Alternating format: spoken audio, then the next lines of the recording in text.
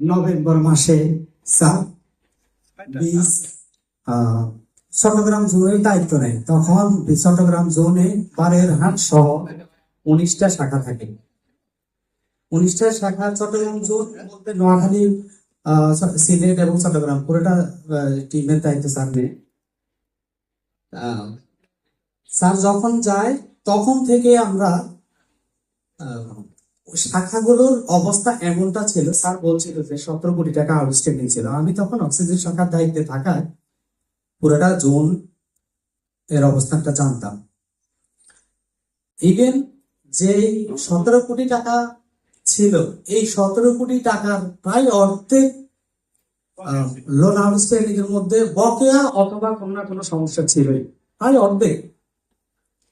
এমন অবস্থায় বিভিন্ন ভাবে তখনকার চট্টগ্রাম জোনের দায়িত্বে ছিলেন একটা মহব স্যার। স্যারের সহযোগিতা দুইজনেই অনেক পরিশ্রম করে চট্টগ্রাম জোনে অডিট মিশন চালায় এবং অডিটিং এর মাধ্যমে পুরা চট্টগ্রাম জোনকে পরিষ্কারের কাজে লাগে। প্রথমে যদি স্যারের ওই সময় ওই পরিষ্কারের কাজটা না হতো, বর্তমান সময়ে আমরা 150 কোটি টাকা দেখতাম না, বর্তমানে চট্টগ্রাম জোনটাও থাকতো না। যেখানে যেত স্যারদের অনেক সমস্যা, সেই সমস্যাগুলো ওভারকাম করে স্যারের বিশেষ যে গুণটি স্যারের মধ্যে আছে সেটা হচ্ছে স্যার খুব ভালো উদ্দীপনা দিতে পারে এবং এত বেশি উৎসাহ দিতে পারে একজন। আমি প্রত্যক্ষদর্শী যে আমাদের যখন হাটাজারি শাখা একটা বড় ধরনের সমস্যা হয়েছিল, একটা মেয়ে আমাদের স্টাফ রোবেল আছে এখনো, রোবেলের পিছন থেকে পড়ে মাথায় আঘাত পেয়ে মৃত্যুবরণ করে। সেখানে আমাদের বীজ চট্টগ্রাম ঠিকানা বা হাটাজারিতে থাকা খুব কষ্টকর অবস্থা ছিল, কিন্তু স্যারের যোগ্য নেতৃত্বের কারণে সেদিন আমরা বীজ হাটাজারিতে খুব ভালো অবস্থান নিয়ে ফিরে এসেছি। স্যারের যোগ্য নেতৃত্ব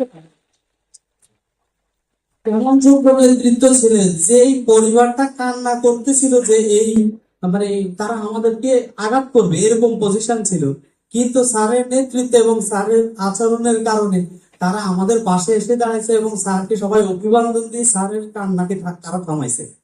কিন্তু এছাড়া এর আগের পরিবেশ ছিল ওখানকার রাজনৈতিক অবস্থা এবং বিভিন্ন সমস্যা আমাদেরকে মারবে ধরবে এরকম অবস্থা হয়ে গেছে। আমরা হাসপাতাল থেকে বের হতে পারবো, আইসিইউ থেকে বের হতে পারবো না। স্যারের নেতৃত্ব এতটাই সবল। আর আজকে আমরা যে পজিশনে এসেছি, আমি মনে করি তার মেজরিটি পার্সেন্ট কৃতিত্ব ওনার মেজরিটি পার্সেন্ট ওনার দিক নির্দেশনায়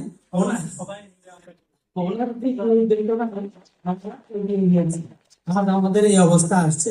স্যার আমরা একটা ব্যবস্থা নিয়েছিলাম, একটা অনুষ্ঠান করে আপনার কাছ থেকে বিদায় নেওয়ার চেষ্টা করেছিলাম স্যার। স্যারের জোয়ান স্যারের নির্দেশনা ছিল, আমরা কিছু করছিলাম, কিন্তু স্যার বিশেষ কারণে ওই সুযোগটা আর হয়ে ওঠেনি। আমরা আপনাকে বিদায় দিব এবং আমাদের নতুন স্যারকে বরণ করে নিব, এরকম একটা প্রোগ্রাম করার ছিলাম। যে হ্যাঁ, যেরকম স্যার ওরকম নির্দেশনা দিয়েছিল এবং আমরা ওরকম করার করছিলাম স্যার।